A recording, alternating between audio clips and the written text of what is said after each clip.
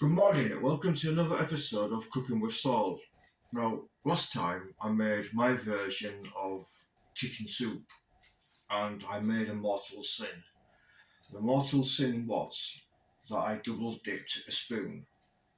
Um, mouth soup, germs soup.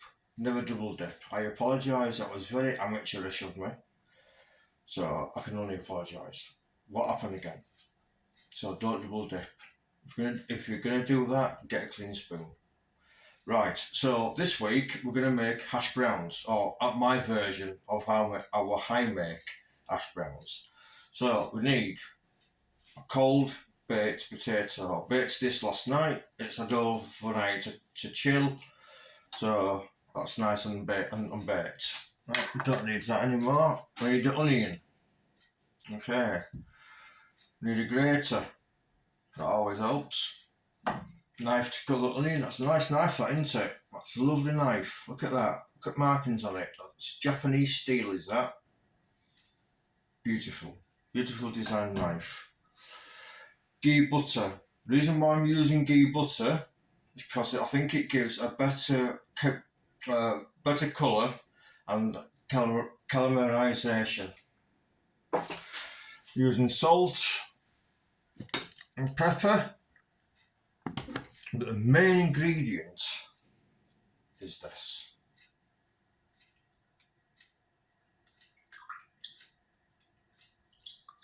Water. Now you're probably thinking, why have I got a bowl of water? Well, I'm going to tell you. When you chop up an onion, okay, 9 out of 10 times your eyes will start to water. And that's because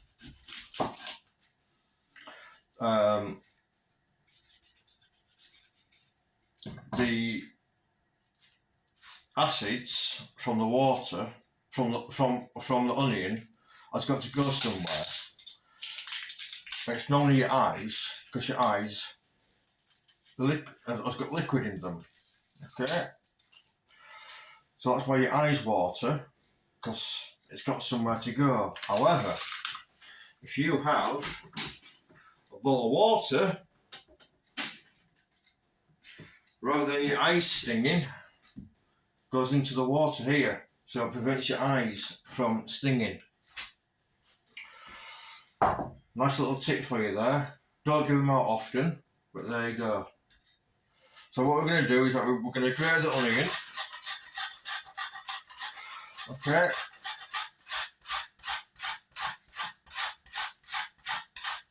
And again, my eyes are not watering, they're not stinging, because everything is going into that water. Now this takes a while, unfortunately.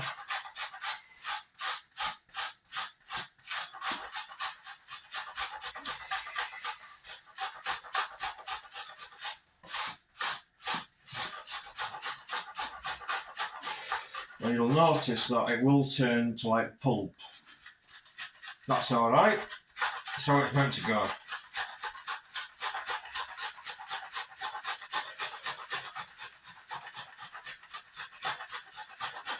Whatever you do not finely chop it, or roughly chop it, as it's commonly known as, because you'll get lumps of onion that you don't need.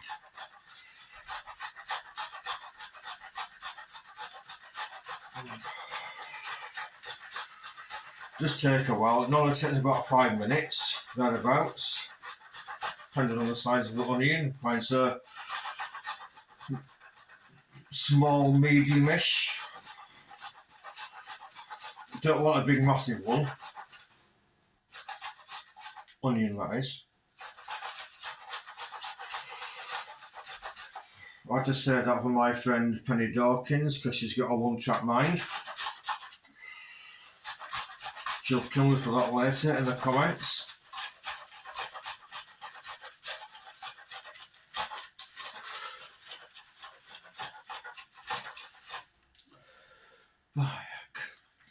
Now,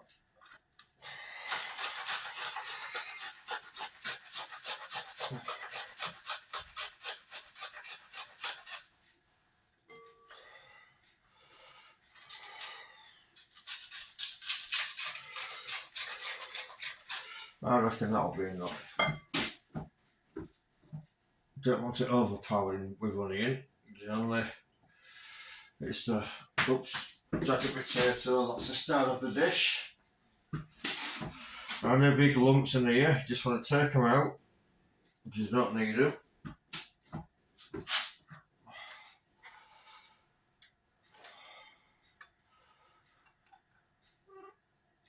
Right. Now I've got the camera this way because I can't get the right coverage for what I was doing. And I'll do it. So we'll just wash my hands.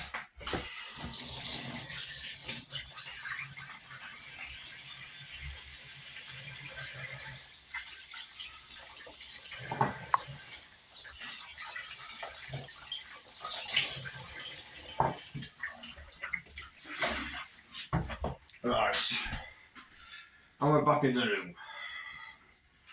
So what we need to do now is, bear with me a minute, I've forgotten something.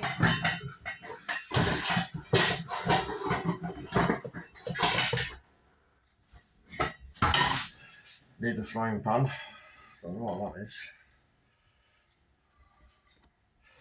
Right, so one thing we don't need is the skin. Okay, so we peel that off.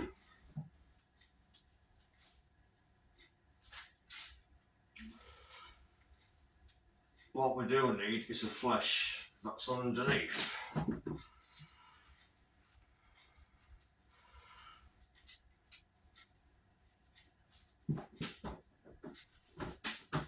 Now, it doesn't matter if you can't get it all off, because some of it will stick. But as long as you get the majority of it off,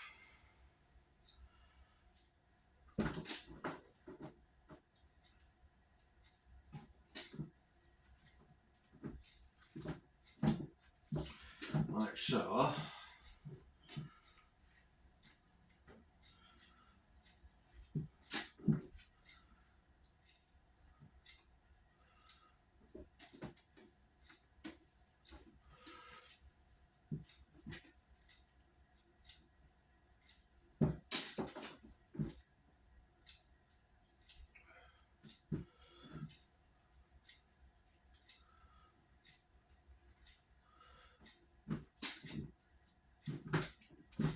And if you get the majority of it off, right, and all you do is that you grate that in, like so. It should look like sort of like you're grating cheese.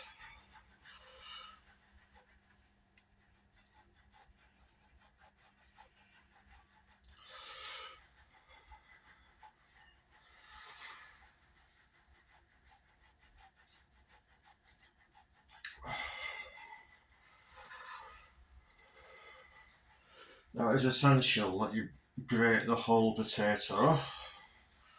Just like I say, that's the start of the dish.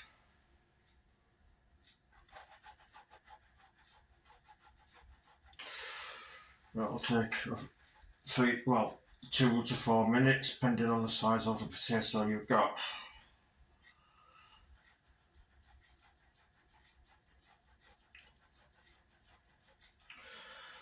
Now I will warn you, this is a messy job. Okay, it's not a clean one, as you can see.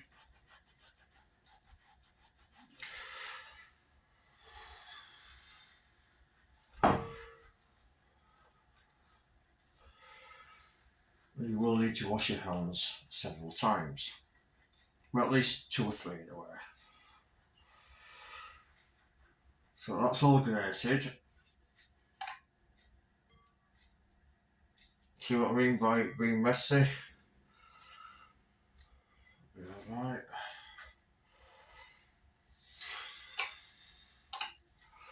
Get all that from inside.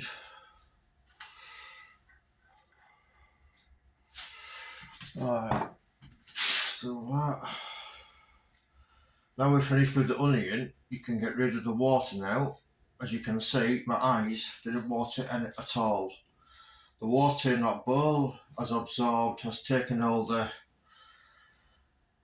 acid, whatever you want to call it, from the onion. So that's a nice little tip for you, is that? I'm just going to wash my hands again.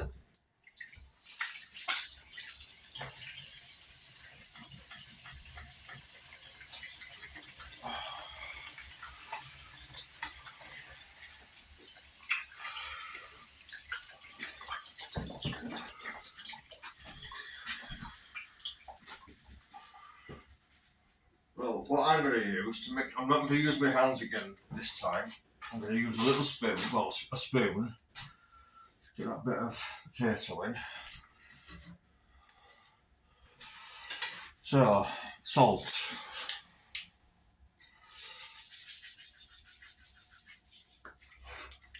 Sorry for flavouring, sorry for a bit of seasoning.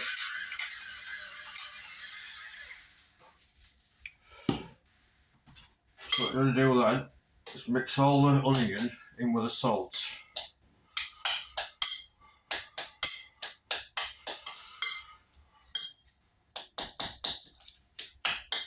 Give it a really good mix.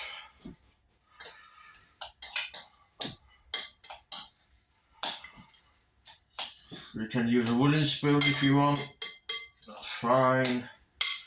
I'm just using this because it was handy.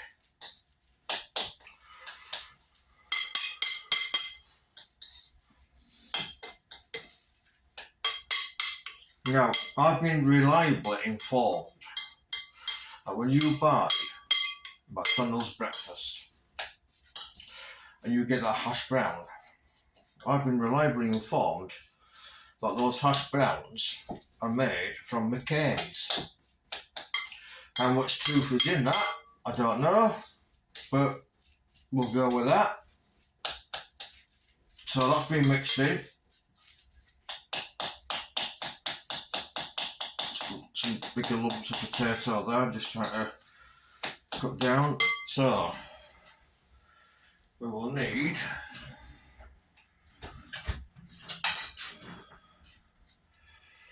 where's my ghee? There it is. There's my ghee butter. Don't need a lot of ghee butter. That's 1 teaspoon. So what? 2 teaspoons or 2 good knobs of butter.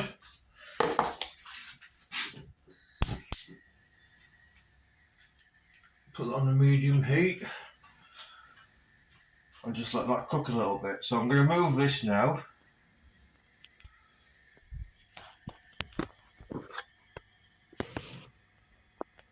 And we're better off putting it on there. Let's have a look. What can you see? You can't see a great deal.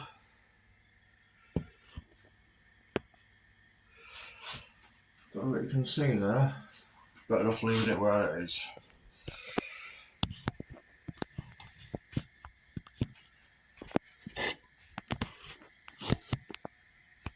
There we go. Right. So, cooking that down, just letting the butter melt. Okay, now, I know you get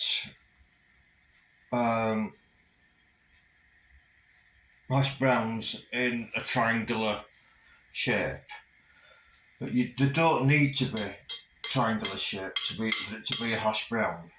Okay, so what we're going to do is, that's more or less, just get a good dollop of it, like so. You can see that.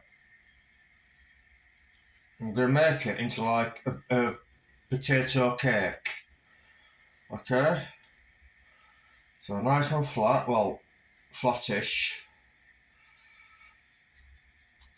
So like that. Okay, I'm going to put it in, put it in the middle. There we go. I'm going to make another one. So as that's cooking, just leave it on one side for about 2 or 3 minutes. And let that caramelisation take over.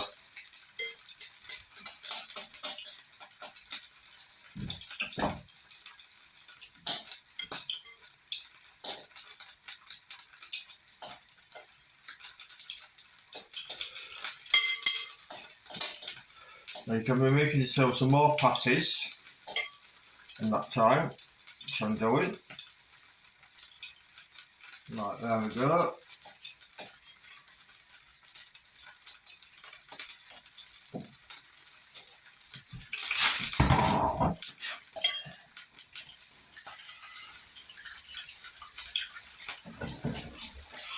That should be the last time you need to wash your hands.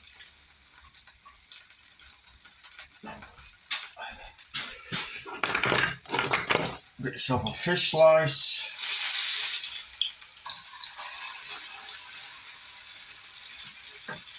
Turn it over like so. Now I probably have made this one a bit too thick, so it is going to take longer to cook. So if we put the smaller one in, get that oil down there, that's it, there we go. Separate them two. I imagine the smaller one will cook quicker.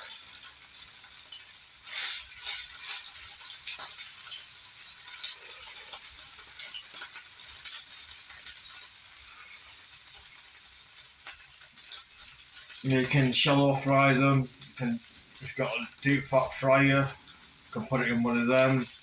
I'm just shallow frying mine.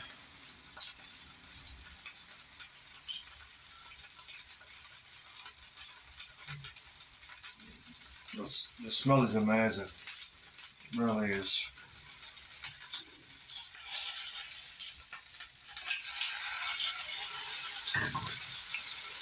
That's a bit of caramelisation on there. Now because you're cooking them this way, it is going to take longer to cook. So if you're in a bit of a rush, then use a deep fat fryer.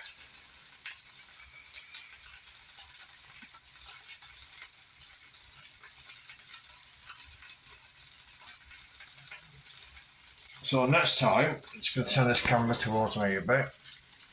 So next time, I'm going to show you how to make the way I make a potato rosti. You know, I like rostis. I like them a lot. I think the potato is very, very versatile, and you can do a hell of a lot with it. So yeah, I'm going to show you how I make a potato rosti. But it's similar to what we've done now, believe it or not. Quite similar. There are some differences. Once again, I think you'll be amazed just how easy they are to make.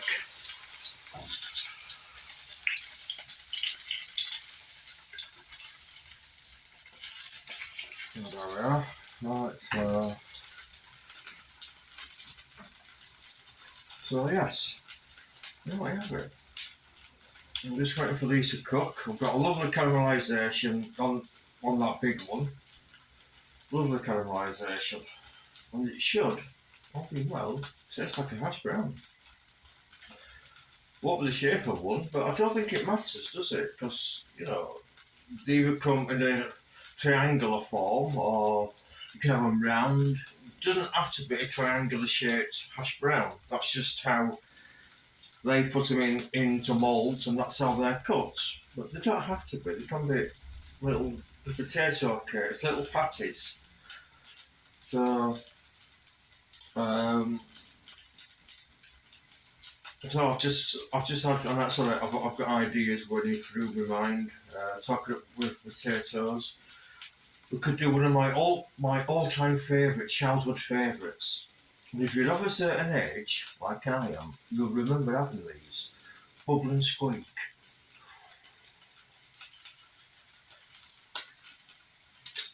Beautiful. Lovely, beauty, bubble and squeak. I remember we were living with my grandparents. Sunday tea time, there'd always be leftover mash, cabbage, maybe some swede, whatever. Fry it together, bubble and squeak. Oh, beautiful.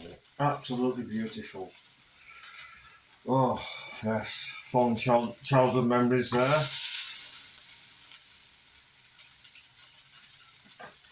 Oh, now, you know what? I think I'm going to have these for breakfast.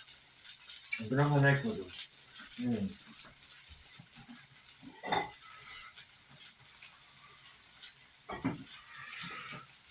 Now, where we live, we are very fortunate to have this butcher's. And the butcher's is it's not in our village, it's in the next village. And he sells a full, and I say full, I mean a full half pig.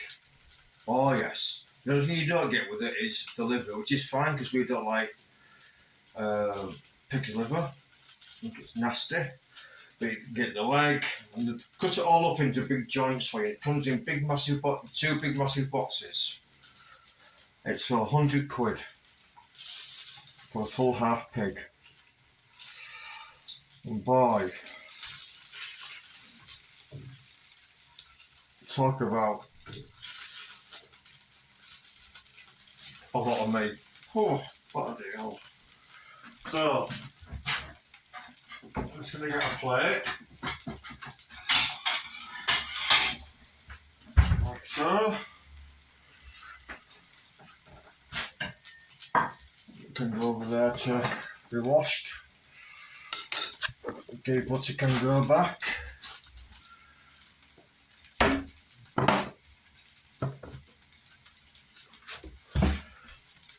So, I'll just show you that. There you go. That's my hash brown. Not burnt. Got a nice colour on it. Show you the flip side. There you go. Look at that. Beautiful. Absolutely beautiful. Just waiting for this one now.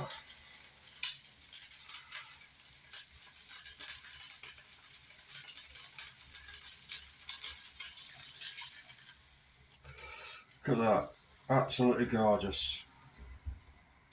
And I've got another one here which I'm going to cook. It has a little bit more ghee butter.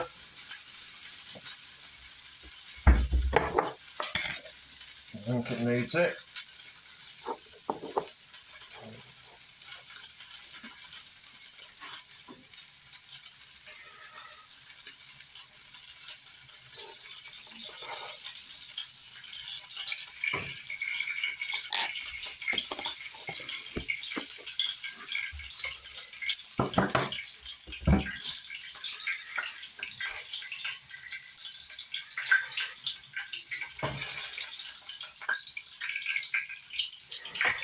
So I'm going to cook the egg in ghee butter and I'm going to enjoy this. So I'm going to love you and leave you.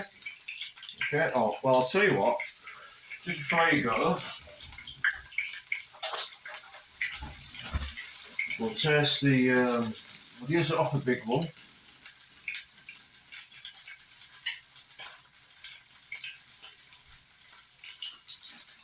There it is, nice steaming hot. It's going to be hot as this, so if I do end up swearing because I'll burn my mouth, I do apologise.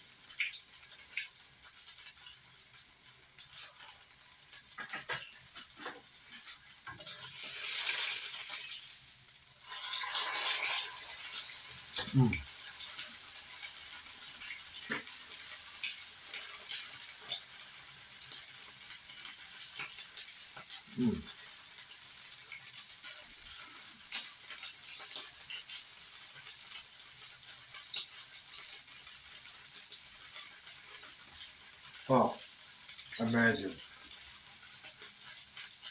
Oh, that is lovely. Gonna have some more of that. Oh, the crunch. Oh, wow.